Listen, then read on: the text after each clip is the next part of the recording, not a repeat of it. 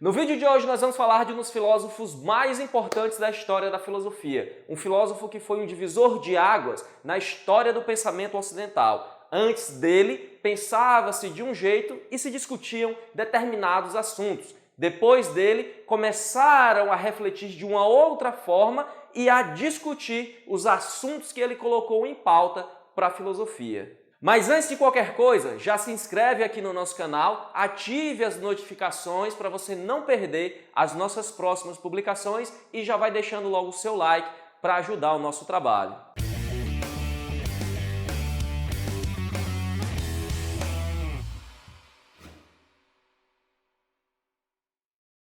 O René Descartes é o pai da filosofia moderna. Ele viveu na primeira metade do século XVII em um período de transição entre a tradição e o novo mundo que estava surgindo, entre o pensamento medieval e a modernidade. E por ser um período de transição, foi um período de muita crise cultural que se refletiu na sociedade em forma de crise social. Por que se deu isso? Porque todo aquele conjunto de saberes que fundamentava um estilo de vida, um modo de viver, estava sendo contestado. E isso abalou, isso chacoalhou e muito a sociedade europeia do século XVII. Nesse período, o pensamento medieval era fundamentado pela filosofia escolástica, que foi sistematizada pelo grande doutor da Igreja, São Tomás de Aquino. Aqui, como em todo o período medieval, nós temos a defesa do teocentrismo. Deus está no centro de tudo e tudo gira em torno dessa ideia de Deus. Nós temos também a defesa do princípio de autoridade.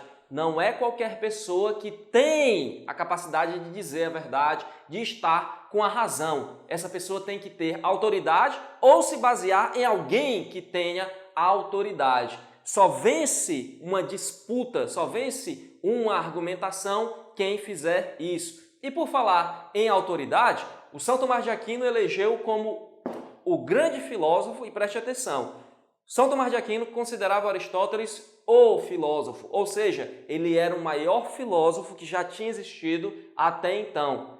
Sendo assim, tudo que o Aristóteles falava que não confrontava o que a igreja, o que o cristianismo defendia, era verdade. O Aristóteles tinha a razão. Então, aliando uma interpretação de uma passagem da Bíblia com aquilo que o Aristóteles já tinha dito, a igreja defendia o geocentrismo como o modelo cosmológico correto. Na organização do universo, a Terra está no centro e todos os outros planetas, inclusive o Sol, giram em torno da Terra. E em reação à filosofia escolástica, nós tivemos várias ideias, como o humanismo renascentista, que trouxe o antropocentrismo como uma nova visão da realidade. Agora não é mais Deus que está no centro de todas as coisas, e sim o homem. Nós tivemos também a Revolução Científica, e a Revolução Científica, pessoal, foi mesmo assim uma revolução. Por quê? Porque contestou o sistema cosmológico da igreja, que era o geocentrismo, defendendo o heliocentrismo, e aí nós vamos ter o Copérnico, o Kepler e também aqui de uma maneira muito forte o Galileu. Eles mostraram por A mais B, através da observação e da matemática, que é o Sol que está no centro e todos os outros planetas que giram ao redor dele, inclusive a Terra. E aqui também, quando o Galileu constrói a sua luneta, aponta para a Lua e observa que a Lua não é uma esfera perfeita, como dizia o Aristóteles, que a Lua tinha suas crateras, tinha suas imperfeições, ele coloca em xeque o princípio de autoridade. Qualquer pessoa pode olhar para a Lua através da luneta do Galileu e comprovar que o Aristóteles está errado. Você não precisa ser uma grande autoridade para comprovar, para proferir essa verdade. Até aqui ainda dava para a igreja controlar a situação, seja perseguindo ou censurando os cientistas. O negócio pegou fogo mesmo quando nós tivemos a Reforma Protestante. A Reforma Protestante não contestou um ou outro ponto da filosofia escolástica. Contestou foi toda a autoridade da igreja. E isso levou a Europa à guerra. guerra entre protestantes e católicos. E diante de todo esse cenário, uma corrente filosófica ganhava cada vez mais força e adeptos. Os céticos olhavam para toda essa confusão e diziam praticamente assim: tá vendo? Eles discutem e não conseguem chegar a um acordo, a um consenso. Cada um defende uma verdade absoluta e eles vão acabar todos se matando porque eles não conseguem entender que o homem não consegue chegar às verdades absolutas. Isso porque não existem verdades absolutas. Um homem não pode ter um conhecimento certo e seguro sobre nada. E o principal representante dessa corrente filosófica nessa época, pessoal, era também um francês, o Michel de Montaigne. E é nesse contexto histórico e cultural que surge o nosso filósofo. O Descartes nasceu no interior da França em 1596, no seio de uma família nobre muito rica. O pai dele morreu quando ele ainda era criança, deixando para ele uma herança muito boa, tão boa que proporcionou ao Descartes uma vida de ócio. Ele nunca teve que se preocupar com dar aulas ou ser preceptor de alguém, do filho de algum nobre, do filho de algum rico, como muitos outros grandes nomes da filosofia, e pôde se dedicar inteiramente aos estudos. Ele estudou em uma das melhores escolas da Europa naquele tempo, uma escola jesuíta. Lá ele aprendeu os clássicos, aprendeu filosofia, alta literatura e também estudou matemática. O Descartes, como a gente já sabe, sempre se mostrou um grande matemático. E ele sempre foi muito bem nos estudos, apesar da sua saúde muito frágil. Pessoal, o Descartes não podia pegar um sereno que já estava logo morrendo. Isso era tão grave que o colégio até permitiu com que ele não fizesse os exercícios matinais ou assistisse às aulas pela manhã. O Descartes só ia sair do quarto dele lá para o meio-dia, de tão frágil que era a sua saúde. E aqui, pessoal, é importante a gente deixar uma coisa bem clara. O Descartes recebeu uma formação católica. Ele foi católico até o último dia da sua vida. E ele mesmo se considerava um católico agostiniano. E a gente saber disso é muito importante para nós entendermos a sua filosofia. E quando ele estava quase se formando em direito, ele ficou doente e teve que ficar recluso em um castelo para se recuperar. Lá, nos jardins desse castelo, ele pôde ver os autômatos andando de um lado e para o outro sozinhos. E ele ficou maravilhado ao ver aquelas pequenas máquinas se movendo sem a ajuda de ninguém. E aí ele percebeu duas coisas importantes. A primeira era que ele, mesmo sendo um homem muito inteligente, culto, estudado, erudito, um grande matemático, ele não sabia de praticamente nada do funcionamento daquelas máquinas. E a segunda coisa, muito importante também, foi que ele percebeu o abismo, o fosso que existia, no caso, na época, entre o ensino formal e o mundo real. Dentro dos colégios, nas universidades, ninguém discutia sobre os avanços da ciência, sobre aqueles robozinhos, aqueles autômatos que andavam sozinhos como se fosse mágica. E aí o Descartes percebeu que para entender realmente o mundo, ele tinha que ir para o mundo, porque tudo aquilo que ele recebeu de educação, e olha que foi a melhor educação que alguém poderia receber na época, tudo aquilo que ele aprendeu no colégio e na universidade não servia para nada no mundo real. E então, para entender, como ele mesmo dizia, o livro do mundo, ele tinha que se aventurar no mundo. E aí ele se alistou no exército para lutar aqui na Guerra dos 30 Anos, onde nós tínhamos os católicos e os protestantes se matando. E aqui, pessoal, em uma das noites aí nos acampamentos de guerra, o Descartes tem 3 sonhos recorrentes, um atrás do outro. E nos 3 sonhos, alguém dizia para ele para reformar o conhecimento humano, para reformar o modo que nós entendemos as coisas. E aí o Descartes acordou assustado, e ele já vinha muito tempo pensando nisso, e percebeu que não dava para continuar nessas campanhas de guerra.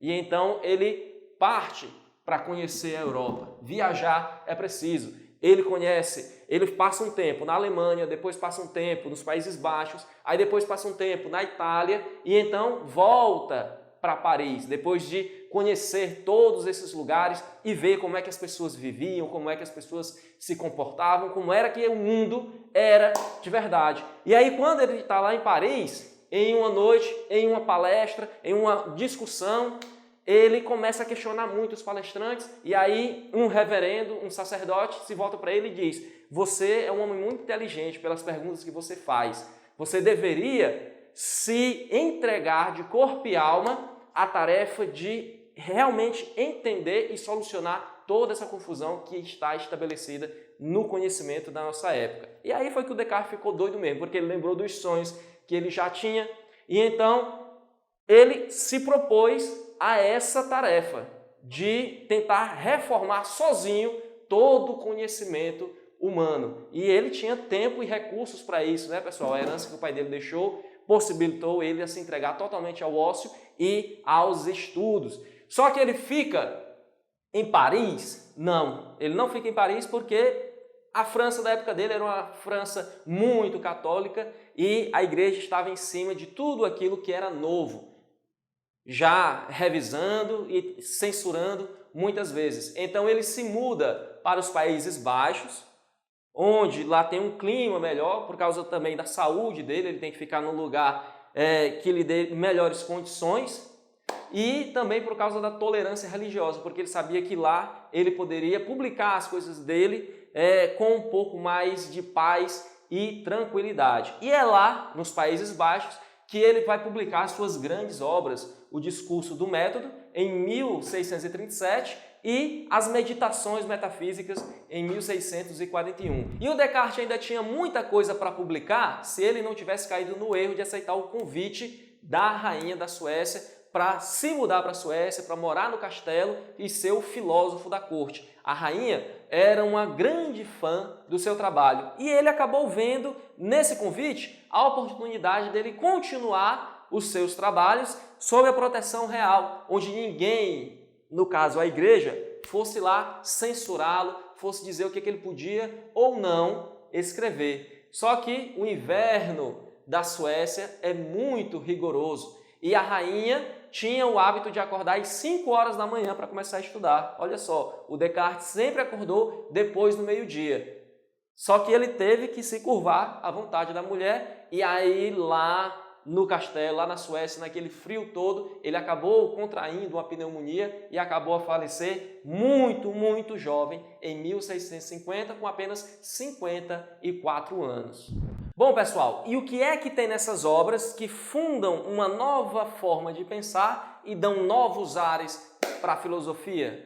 Quando Descartes olha para a filosofia escolástica, ele vê que ela só produz verdades contestáveis. E aí eles ficam naquela discussão sem fim, naquela disputácio, um fala de um lado, o outro fala de outro, e ninguém chega a um acordo, não se chega a um consenso, e a filosofia não progride, a filosofia escolástica. Diferentemente da filosofia escolástica, a filosofia natural, que era como era chamada a ciência naquela época, ela tem progresso. Por quê? Porque a filosofia natural está fundamentada na matemática. E a matemática possui um procedimento rigoroso.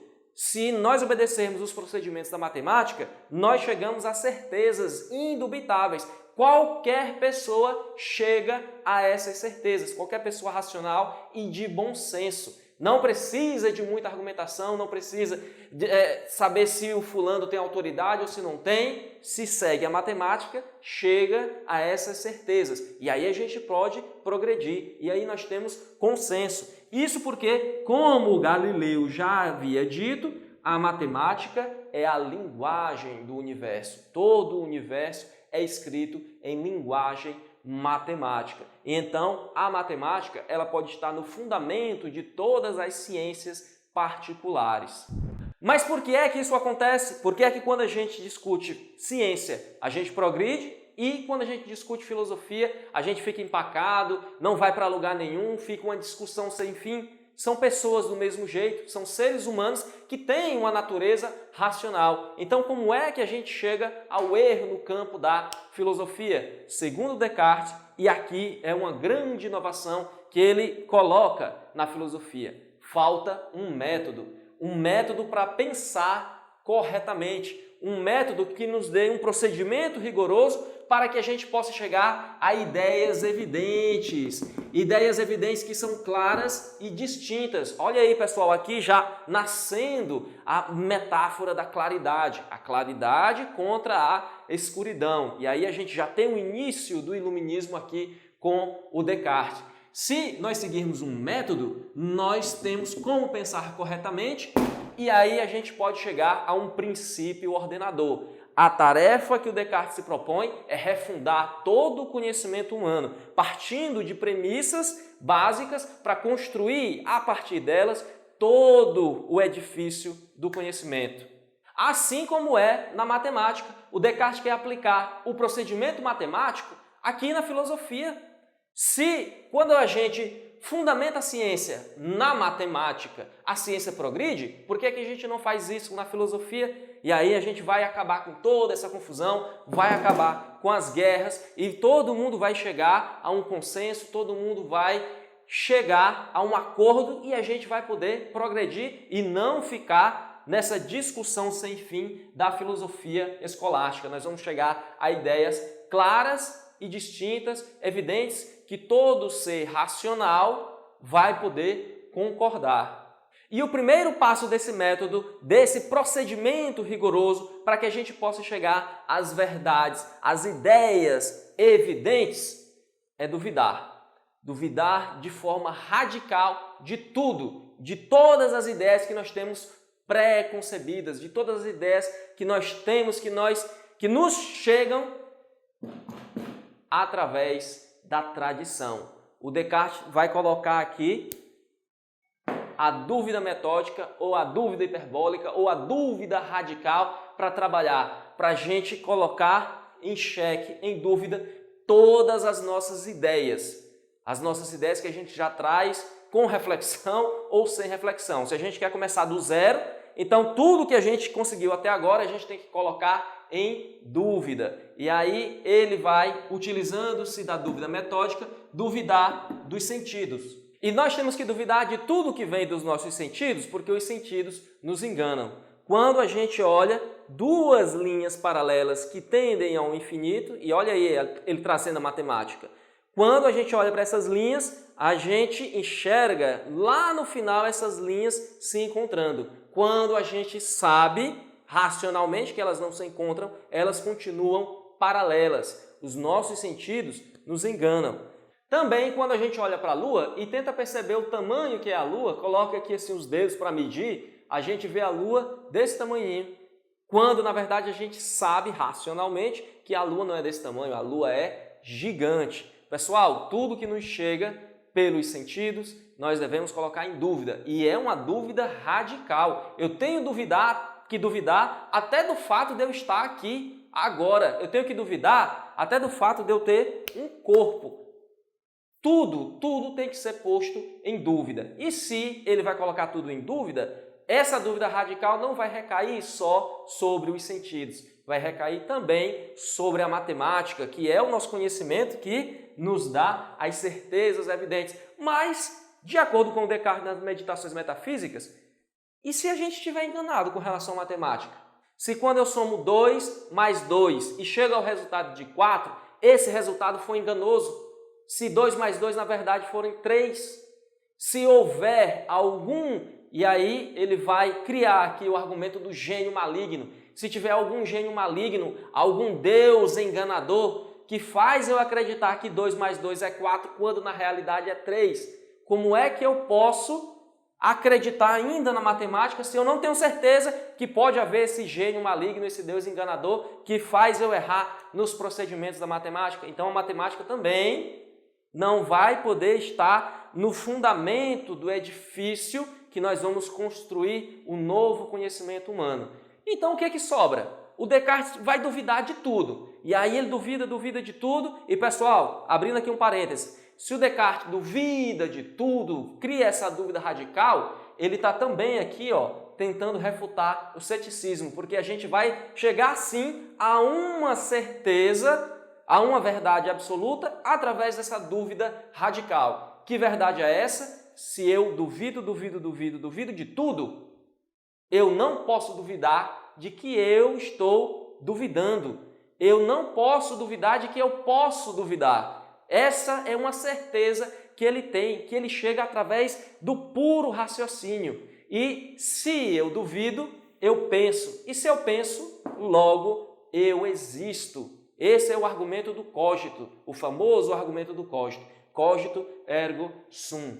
Eu duvido de tudo, mas eu não posso duvidar de que eu duvido. E se eu duvido, eu penso. E se eu penso, eu existo. Penso, logo existo. É a primeira certeza de todo o edifício teórico, de tudo aquilo que vai começar a ser construído a partir de agora em bases sólidas, em bases seguras. É a primeira ideia evidente da filosofia do Descartes. E percebam aqui que essa primeira certeza não é uma dedução lógica. Não é porque eu digo penso, logo existo, que eu estou tirando essa certeza de um silogismo aristotélico. Nós estamos refutando tudo. Olha aí, o Descartes refuta toda a filosofia escolástica. E ao refutar a filosofia escolástica, ele também está refutando o Aristóteles. O Aristóteles mesmo já tinha dito que nós temos uma forma correta de raciocinar, de pensar, que é o silogismo, que é a lógica.